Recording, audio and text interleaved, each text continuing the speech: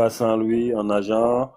Bon, après, bon, j'ai joué un match vite fait. J'ai entraîné au Monza. Il m'a remarqué.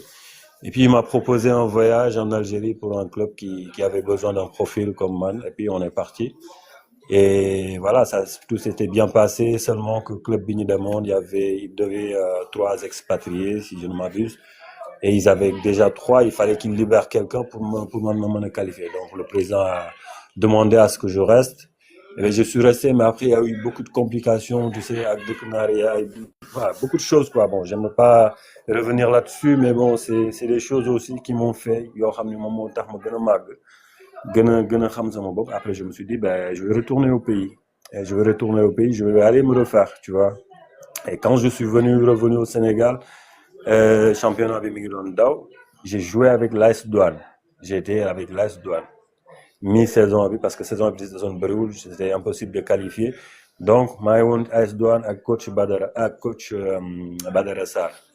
À la fin de la saison, début saison bi, ils ont rappelé les gens pour double hivernal. Ils m'ont pas appelé. Je me dis, bah, comme ils m'ont pas appelé, ils ont pas besoin de moi. C'est là où je suis parti à la GIA. Quand je suis parti à la GIA aussi, ils avaient déjà fait leur recrutement. C'est-à-dire, jëloon nañu seen ay joueurs. Ba pare, c'était complet. Et je suis venu à l'époque, il y avait un entraîneur qu'on appelait Makazuba. C'est un Malien, un très bon entraîneur d'ailleurs. Et quand je suis venu le voir, il me dit, ben, regarde, on a déjà fait notre équipe, mais donc, les pigeons rares sont toujours recherchés. Il me dit, tu joues quel poste? Je lui dis, je joue au milieu de terrain. Il me dit, d'accord. On était trois ce jour-là. Il nous a demandé de faire tour terrain, c'est-à-dire de courir, de prendre la piste pour courir. Après 30-40 minutes, les autres ont arrêté. Mais bon, comme man amoon naa tuuti lu ma jàngat ci professionnalisme, ci jóge ci Amara Traoré, ci fi ma mos a jaar ci lu bëri, ma ne kon coach bi mi ngi dawloo te waxuñu ñu taxaw. Donc man duma taxaw tant que waxuma ma taxaw. Mambay, pendant presque 2 heures de temps de la séance d'entraînement, Stade Demba Diop, j'ai couru piste, top terrain bi di daw. Parce que xam naa ne kii xëy na dafa bëgg a xool ba xam man pare naa pour jouer wala pare woon pour jouer. Ñeent ñi ma àndaloon, ñett ñi arrêté nañ, bàyyi nañ. Gis nga bi entraînement bi jeexee, coach dafa ñëw ne ma toi demain tu viens. Immédiatement. Le lendemain, je suis venu et il jouait, il nous donne ben opposition Saint-Bir. Il y avait un jour qui s'était blessé au milieu de terrain, comme ça. Il m'a dit, tu joues au milieu de terrain? Moi, oui, moi, vas-y. Modougou Boy, Mama, j'en ai joué 15 minutes. Le gars, il m'a ressorti. Il est parti avec moi au club. Il m'a signé un contrat direct. T'imagines? Pour te dire que ni football, du technique rek, du mën rek. Football, c'est au-delà des aspects techniques. Il faut avoir le mental, il faut y croire, il faut vraiment être fort, hein, fort mentalement voilà. Loolu dafa bokk ci ay bagages au footballeur, quoi. Aujourd'hui, rawatina nag tey nga xam ni c'est devenu une industrie où l'image, il y a beaucoup de choses yoo xam ni aujourd'hui, voilà, moom moo nekk ci ginnaaw footballeur bi. Donc, pour les jeunes qui nous écoutent, les gars, formez-vous, bu leen xeeb dara, xam leen ki ngeen doon, parce qu'un footballeur, c'est plus n'importe qui, c'est un monsieur, c'est déjà, c'est un produit d'image, voilà, comme on disait, il y a l'entraînement invisible, comme disait Amara Traoré, il y a l'entraînement visible. L'invisible, c'est beaucoup de choses, quoi. C'est l'image, c'est la communication, c'est le mindset, c'est beaucoup de choses, en fait. tey Et c'est tey comme ça que je suis rentré à Sidaat la GIA.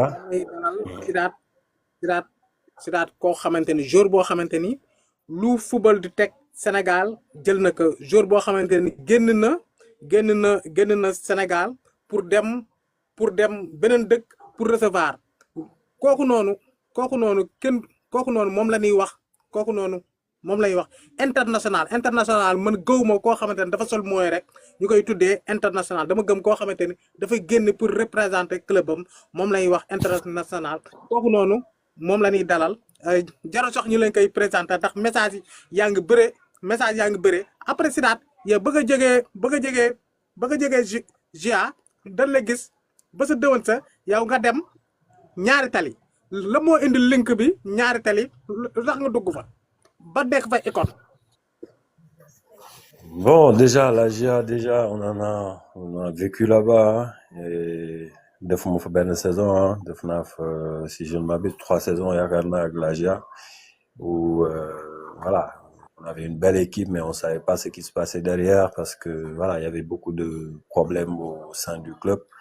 Ce qui affectait d'ailleurs sur nos résultats et sur le terrain.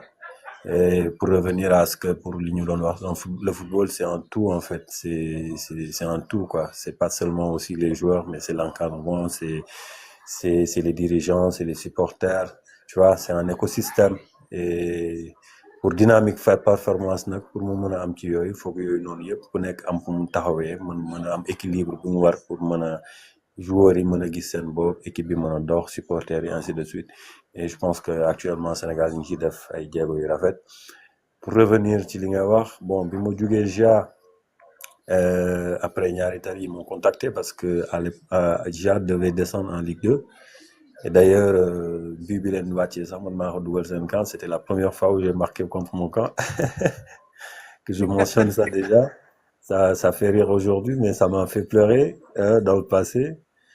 Mais c'est ça le football, c'est ça le football. Et j'ai quitté là-bas avec la tête haute, hein, parce que j'ai mouillé le maillot comme je l'ai toujours fait partout où je suis passé.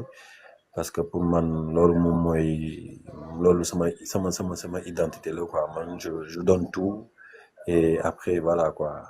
Après li si des yàlla moo ko yor nit moom da ngay sabab def li nga mën yëpp. Après foo yam rek nga xam ne nag affaire yi fii foofu la yam lu ci war a am leneen suñu borom dina ko def si laa jógee foofu dem Ñaari Tali. Les gars de Ñaari Tali ils m'ont contacté, ils ont venu me voir. C'est ce que moom laay tooñee waa ji ma ko doon wax ak l'autre jour. Le gars, le dirigeant de Ñaari Tali, ils sont venus me voir, ils m'ont convaincu avec voilà avec un projet. Et voilà, ça m'a plu et il y avait une bonne ambiance aussi de foofu noonu. Bon, je voyais que ne équipe bu nekk di jóg la. Bon, je me suis dit pourquoi pas rentrer dans le projet de monsieur Djibril War, un président, un père, tu vois. Et c'est comme ça que je suis parti là-bas. Et bi mu fa demee tamit mu nekk loo xam ni dama je me suis senti chez moi. Hein, parce que même tempérament bi laa am ak ñoom, tu vois, il y a beaucoup de choses yoo xam ni bon, mais c'était pas facile au début parce qu'il fallait se battre pour s'imposer déjà, sachant que je venais de Saint-Louis et la plupart du temps on nous disait ouais les jours qui venaient de Saint-Louis ils s'imposent pas à Dakar. Mais moi je suis venu, je me suis imposé, même si que voilà c'était pas facile dans le sens où il fallait nga bàyyi ay affaire pour mën a def ay affaire quoi. Et sama football sax xaw na ci yàqu lu bari parce que après j'ai endurci encore beaucoup plus mon football, tu vois. Et parce que mon gars, je voulais jouer, quoi. Je voulais être sur le terrain, tu vois. Je ne voulais pas être sur le banc ou tribune comme j'ai fait à la Ligue 1 pendant presque une saison où on te convoque avec les 20 joueurs.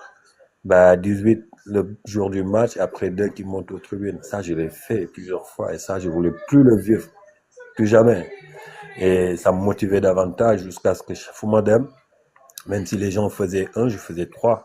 Je faisais 3 séances, 2 séances, tu vois, parce que je voulais être au top pour pouvoir jouer. Et ça a payé parce que je suis parti là-bas et puis c'était chez moi, ils m'ont accueilli, voilà. Et c'était beau, hein, c'est chez moi en tout cas. C'est chez moi parce que lu bëri am naa ko fa jël naa fa coupe de la Ligue ak ñoom jël naa fa coupe du Sénégal ak ñoom. léegi yow Ñaari Tali jël nga fa coupe de la Ligue jël nga fa coupe du Sénégal yow def nga fa ñaata saison.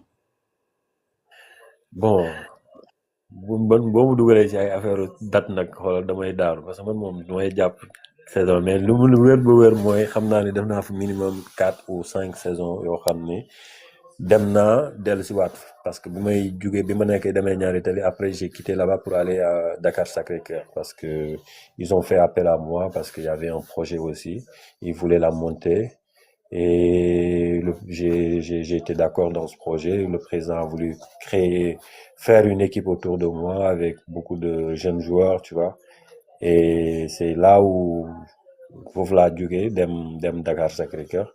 Et après, je suis retourné là-bas. Je suis retourné là-bas en tant que joueur et après en tant qu'entraîneur. Donc, et pour dire que...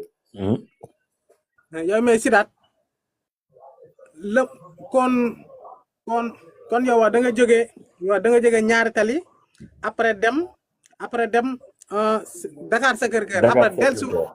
dellusiwaat ñaari tali Après kon yow dellusiwaat ñaari tool.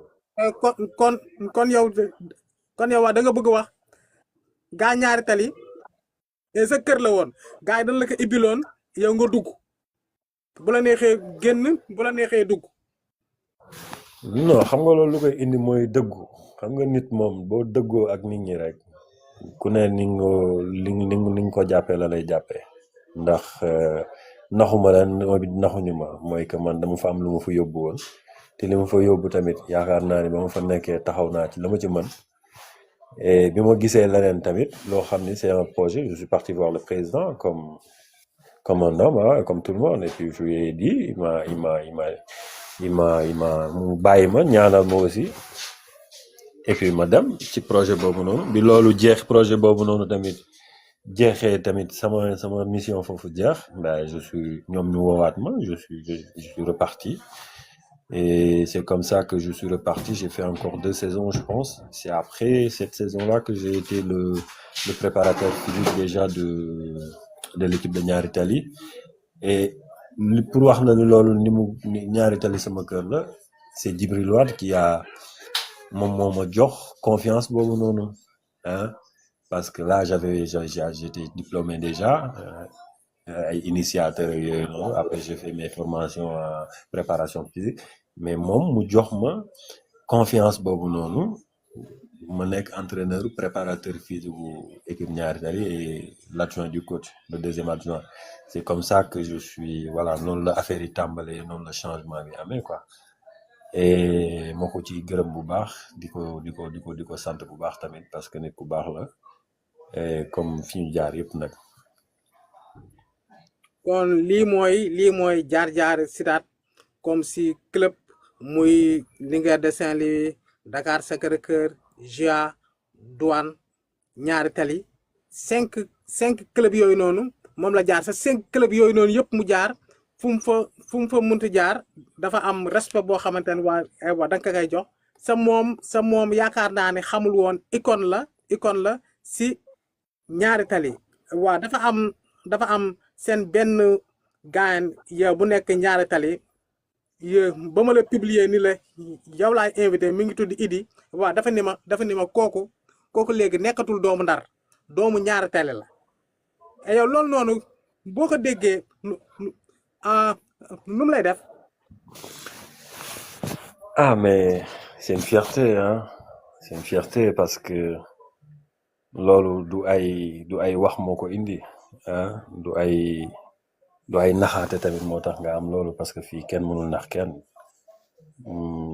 xëy na préparé bi ma préparé bi avant may ñëw fii jóge Ndar nekk doomu Ndar xam lu baax ñu yar ñu ci lu baax loolu la ñu taxawee bi ñëwee fu ñu dem it loolu la ñuy taxawee moo tax foo dem dañ lay naw moo tax ñun doomu Ndar yi am nañu loo xam ni nañ ko gën a sàmm gën ko fonk mooy yar gi ñu yar ci diine yar gi ñu yar ci baax yar gi ñu yar ci amal ak jàmm ak nit ñi ci xama jëflante ak nit ñi ci lu baax loolu moom maa ngi ciy soññ kenn ku ne di xam ne loolu mooy sunu ndam ndax fépp fu ñu dem loolu mooy tax ñu gën ñu naw moo tax ñu gën ñu bëgg te ñu nekk ay liggéeykat nekk ay jàmbaar tamit waaw foo dem wane fa jàmbaar wane fa liggéey moom yàlla mën na dimbale boo fa demee ñu jox la cër waaw te alhamdulilah. Pape Samba coach si Ndar Géej mi ngi lay nuyu Fodé Ñing mi ngi lay nuyu Papis Diogo mi ngi lay nuyu Serif sa gardien Lara. Lara Fabien. yaa boy yi fi ma dugal nii maa la gën a kontaan billaay wallaay parce que tur yi mu tuddal nii yëpp xam nga ma mën leen dégg nii ñu mën ma déglu si sax nag nii ñu mën a déggante ay nuyoo sax loolu déjà rek ça fait très plaisir et di la wax ni ndaanaan ñi yooyu ñu ngay wax nag ñooñu ñooy ndaanaan ñoom fi ma woo nii ñu foofu nga waroon woo gaay man fi ma woo nii ñoom nga war a woo man waroo ma woo ñoom nga war a woo. léegi bu ñu jógee foofu noonu waa ñu ñëw sunu Sidath da nga ko gis mu football mini foot nekk fa champion noo fa duggee ak noo def ba réussir loolu.